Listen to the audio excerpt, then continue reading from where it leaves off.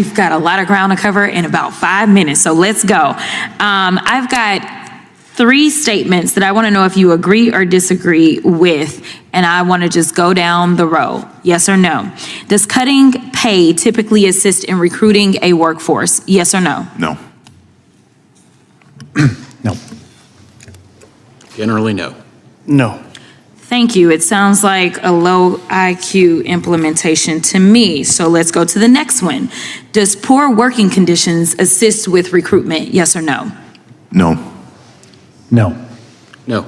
No. Sounds like another low IQ implementation to me. And finally, I'm going to start with Mr. Potter because I don't know how this is going to go. Does union busting help with recruitment? No. I know nothing about unions whatsoever. I'm sorry. I don't know anything about unions either. Okay. No. Okay, so again, another low IQ implementation. I just want to be clear that the American people should know that these are all Trump 2.0 policies. So when we say that he's failed, let me tell you, we got receipts, and those are some of the receipts. JD Vance is not great at a lot of things, but I will give credit where credit is due. There is something that he is really, really great at, and that's humiliating himself, which he just did tonight. But it wasn't just a humiliation of Vance himself, but his entire family because of what JD said, turning his whole hometown against him and his family, and a public humiliation in a terrible election loss that we are going to get into. Because there's been so much doom and gloom lately. This story will have you not only hopeful, but laughing at how humiliated Vance was. We're going to get into it all, but before we do, if I could quickly ask you to leave a like on this video. If you haven't already and you enjoy our channel, to hit that subscribe button. It goes a long way and it really does mean a lot to me. Now, before we get into this terrible election result from JD, I want to hear from someone who's talking about how we fight and win elections and might be in an election versus JD Vance come 2028, if you know what I mean. That's Pete Buttigieg right here. So I guess, what does that look like to you? I think this is really correct. Look, we have got to make sure that our opposition and everything that we're against, and obviously there is a lot to be passionately against right now, but it has to travel with a clearer picture of what we are for. Because there are a lot of voters who, for whatever reason, and Democrats might be shocked by this, but for whatever reason, did not find any of the things they've seen so far about Donald Trump to be disqualifying. And what that means is there's something else that, it doesn't mean they necessarily loved him, but they need to see something more. This is not a question of accommodating things that we don't agree with or watering down or changing our values. It is a question of making very clear to everybody how your everyday life is different if we're in charge compared to if they're in charge. What your life could be like if wages went up the way that we propose that they be raised. What we would do with the money if we successfully stopped the tax cuts for the wealthy that are at the core of Donald Trump's economic agenda.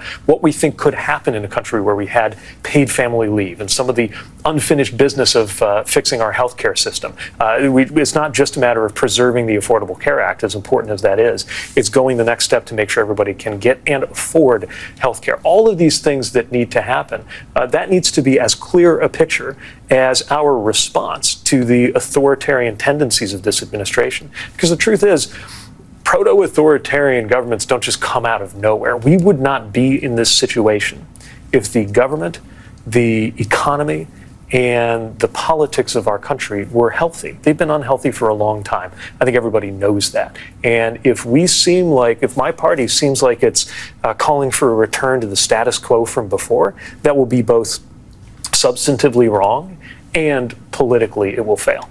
Pete Buttigieg is spot on in his analysis. We have to be tougher in the way that we fight back against this administration. We have to constantly communicate our values to folks and show them that we are fighting for them. And Donald Trump is fighting for his rich friends. And doing so has already paid dividends. Democrats have won huge victories, blowout wins across the country, not just defeating Donald Trump, but defeating Elon Musk dark money as well. And now those election losses, which were already terrible, are hitting pretty close to home. And before we get into how we need some context with JD Vance's endorsement of his half-B brother, their Vance endorses half-brother Cincinnati mayoral campaign. Ahead of primary, Corey Bowman has struggled to rally support for his campaign. JD Vance called on voters on Tuesday to support his half-brother in the Cincinnati mayoral race as his campaign struggles to build momentum. The last-minute endorsement comes only hours before the polls close for the primary election. Hey, Cincinnati. My brother Corey Bowman is running for mayor and is on the ballot today for the primary. Vance wrote in a post on X, "He's a good guy with a heart for serving his community. Get out there and vote for him." Bowman, a Republican coffee shop owner and pastor, is running against the incumbent mayor and Republican Brian Frank in a nonpartisan primary race. The two top candidates will advance to a November general election. The incumbent is widely viewed as all but guaranteed to advance in the primary and likely to snag a second-term Cincinnati. A Democratic-leaning city hasn't had a Republican mayor in 50 years. Even if Bowman progresses, he's viewed as a dark horse candidate for the general election. Critics of his campaign previously told Political Magazine that Bowman is more interested in raising his national profile rather than building a career in public service. Bowman has previously cited his half-B brother's political success, as the motivation behind his mayoral campaign. So JD swoops in at the last moment, endorses his half-B brother. He's got all this political charisma, so much support. It must be going so well that endorsement must have pushed him over the edge, right? Well, Brian Tyler Cohen, who y'all might follow on YouTube as well, did some reporting on Twitter on how it's actually going. Not too great. Brian Tyler Cohen wrote, "Oh my God. JD Vance's younger brother is losing in an absolute landslide in the Cincinnati mayoral election after JD Vance endorsed him, receiving less than 14% of the vote. So in JD Vance's hometown where he lives, his support for his half-brother did nothing, just an absolute nothing. Getting blown out of the water, barely getting any votes, a complete humiliation of a run that really, like Politico said in that article, never had much of a chance anyway. Of course, he's just trying to build a bigger national profile, kind of like JD Vance, honestly, who ran for Senate and wasn't even really caring about representing the people of Ohio. That was never what it was about. It was always about JD Vance, I guess. That's kind of in the family for them, only to be looking after themselves, but to just get completely destroyed, to be barely getting any support. And that is just the recent polling. That is just the recent returns that we have seen from this election. It's just hilarious and goes to show how much the people closest to JD Vance, as we well know, absolutely despise him. And of course they should. This is a humiliating, embarrassing, and disastrous administration of people who are playing pretend rather than doing the important work they were elected to do. Which, I guess it's not really important work if you're Donald Trump getting elected to do it, but I am not the only one who thinks that. Of course, Jasmine Crockett does as well, and she was hammering Trump for that, just right here. Thank you so much to my amazing colleague from the great state of California. Mr. Speaker, I rise today with a simple but clear message. First of all, I just got to clear up a few things. Instead of the president cosplaying as the next pope, he may want to try to cosplay as an actual president of these United States. That means that he may have to do a little bit of research and decide that he wants to understand that he swore an oath And this oath was to protect and defend the Constitution. That is the oath that he was supposedly taking on January 20th, as well as we may want the president to look into what the Declaration of Independence was about. We may want him to understand that there was a foundational document as relates to self-determination of those who had recently gained their independence from Great Britain. I would hope that he would maybe spend a few of these days in this first 100 days, and it is sad to say that it's his second term, that he doesn't understand that the Declaration of Independence is about this idea that we are entitled to the right of life, liberty, and the pursuit of happiness. And that's all of us that are here. But let's go through some of the things that he did manage to do and some of the havoc that he has managed to wreak. In the first 100 days of Trump administration, we have had to, unfortunately, endure a lot of pain. This administration clearly is not ready to lead. They are only here to tear down.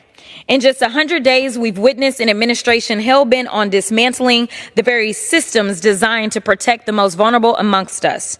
And for Black Americans, those of us who have always carried the weight of a broken system and bad policies, the danger is real, it's tangible, and it is urgent. Let me be clear, the last 100 days have not been an accident or a fluke.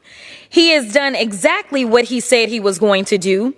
He gave us the blueprint in Project 2025. Some tried to warn us of the dangers, and well, here we are. Let's talk about education.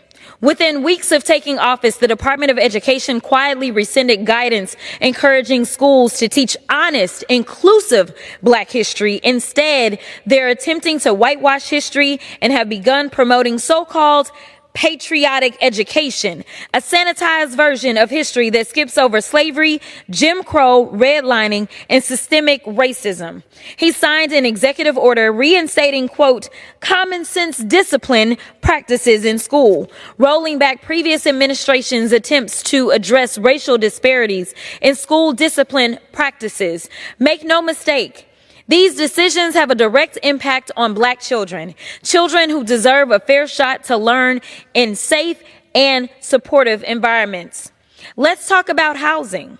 HUD announced plans to gut fair housing rules meant to fight discrimination. You know, the same ones that he violated back when he was a landlord so many years ago. Yeah, those same rules that were supposed to fight discrimination in lending and zoning. This means there will be even more roadblocks for Black families trying to buy a home and yet another generation locked out of building wealth. Let's talk about public safety. While they're cutting after-school programs and community violence prevention, they are pouring millions of dollars into militarizing police departments. They're criminalizing our communities while stripping away the very resources that keep us safe. And finally, money talks. So let's talk money. This administration slashed funding of 7 government agencies that provide Black communities with educational materials and economic opportunities, including the Minority Business Development Agency, the only federal agency dedicated to uplifting minority businesses. This agency helps entrepreneurs all across the country, including in my own district, keep their doors open and their workers employed. Now, it's under attack. And while all of this is happening, they're dismantling environmental protections and environmental justice, slashing funding for HBCUs, and rolling back civil rights enforcement across federal agencies. Let me repeat what that means. To roll back civil rights enforcement across federal agencies. This is the so-called DEI attacks that we continue to endure in this country. This is their way of trying to roll back the Civil Rights Act of 1964 that so many died and bled for. Mr. Speaker, this is not just about policy disagreement. This is about direct attacks on Black futures, Black prosperity, and Black freedom. This is about right versus wrong, point blank. But here's what they don't understand. We've seen this playbook, and every time they've attempted to silence us, erase us, and hold us down, we've resisted and we've pushed this country closer to the ideals it claims to hold. They are trying to bury us. But what they don't realize is that we are seeds and still we rise. I stand here a proud black woman and a proud member of the Congressional Black Caucus, and I refuse to stand by while this administration tries to turn back the hands of time. We will resist. We will continue speaking truth to power, and we will keep organizing until everybody is free. Because in the words of Fannie Lou Hamer, nobody's free until everybody's free. I yield back. This is an embarrassing administration. Sure, it is destructive. Sure, it is dangerous. Sure, it's dumb. There's a lot of words we could use, but embarrassing feels the most honest and real. I'm embarrassed, and we all should be.